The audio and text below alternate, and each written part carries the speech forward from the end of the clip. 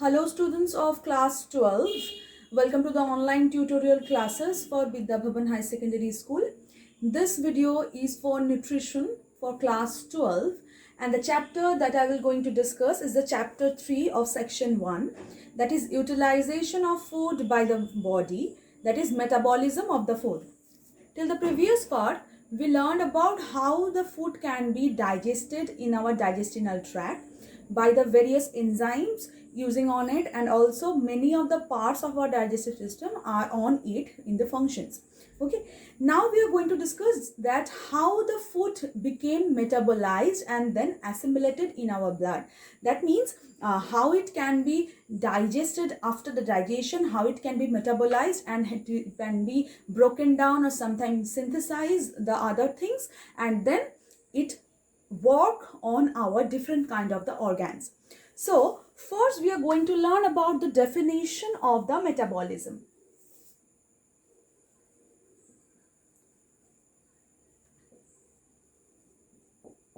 Okay, so the metabolism is the sum total of all the chemical reactions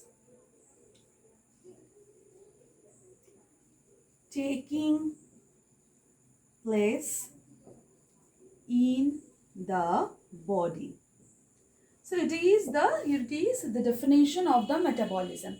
That means the metabolism is the sum total. It is the altogether the functions, the whole of the functions of the chemical reactions done by our various kind of the enzymes for the various kind of the foods that we are consuming. And the functions, the chemical reactions, it is a jot down or sum up of the all reactions that is happening in our body. Okay, so when the complex food are digested, so first when we are having some food, it is always a complex food, then it get digested by various kind of the digestive juices in various kind of the organs. So when the food get digested, that means it has been broken down into the smaller pieces in the body or in the simpler particles, you can say. Then it became absorbed.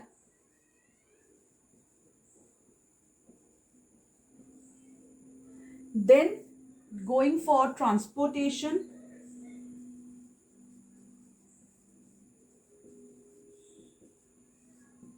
Okay, via the circulating media of the body, that means blood or circulatory system.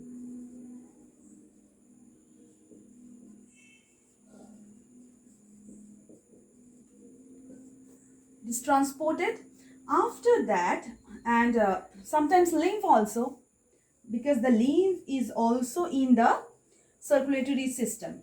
Okay, so then it reaches to the cell. So cell, to reaching the cell is the final target for every food that we are consuming, and the other functions are happening due to only to to make the food assimilable, to make the food absorbed in the cells. Okay, first it get digested, then it get absorbed, and then it been transported by the circulatory system, blood, lymph, etc., and then finally it goes to the cell. So within the cells, these simpler particles or the nutrients are assimilated and metabolized. So within the cell, they are get assimilated and obviously metabolized. So it is the all total of the metabolism. So let's find out what is happening in the body by a flowchart. Here, in this chapter of the utilization of food by the body, that is the metabolism of the food can be digested and assimilated, and then it been metabolized in our body in the in this way.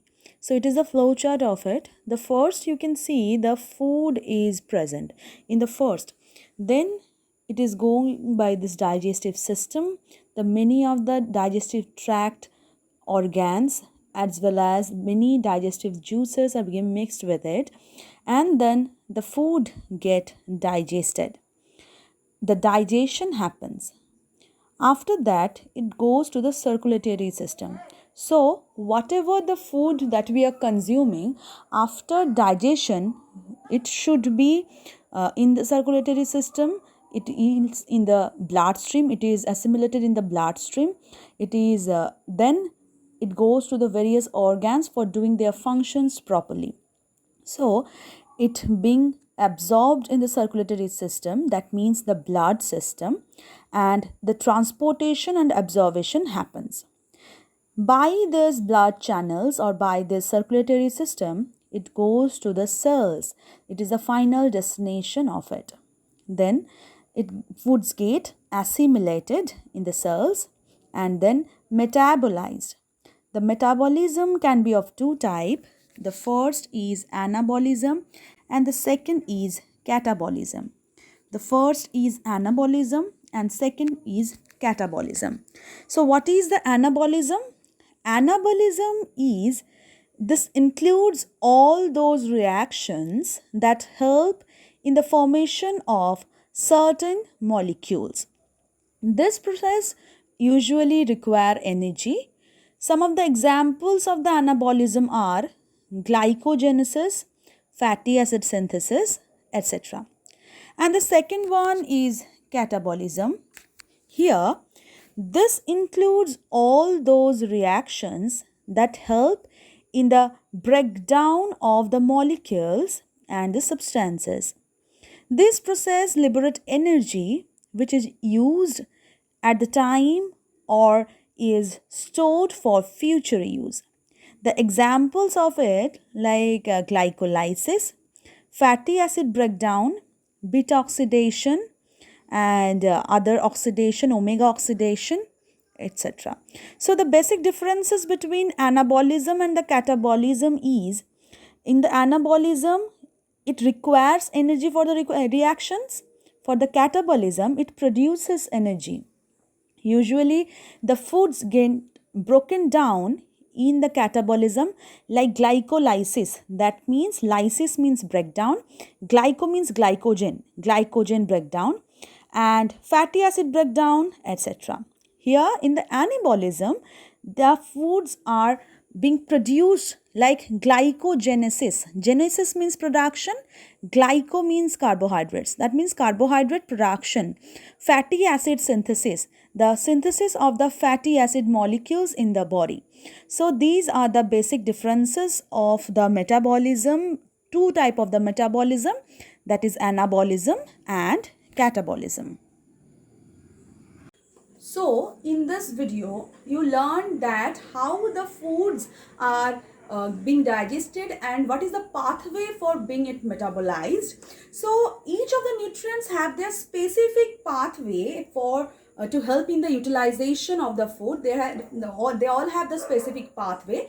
In this set of the videos, in this chapter, we are going to learn about all of them. We will discuss the further with the carbohydrate metabolism. We will start the carbohydrate metabolism in the next video. Till then, thank you.